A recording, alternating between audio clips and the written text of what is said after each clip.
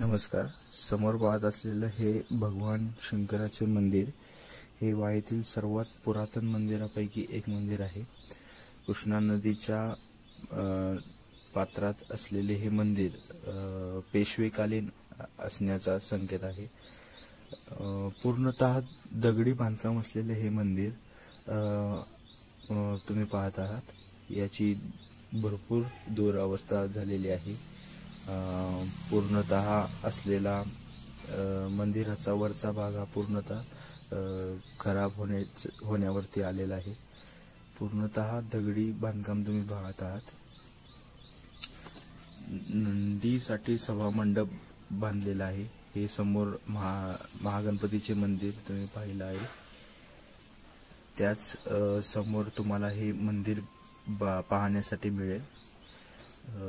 पेशवेकालीन स्थापत्यकला तुम्हाला या मंदिराची रचना या व्हिडिओ मार्फत तुम्हाला दिसेल.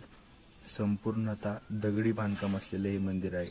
त्याच्या समोरच पुन्हा एक भगवान शंकराचे छोटेसे मंदिर आहे. धन्यवाद.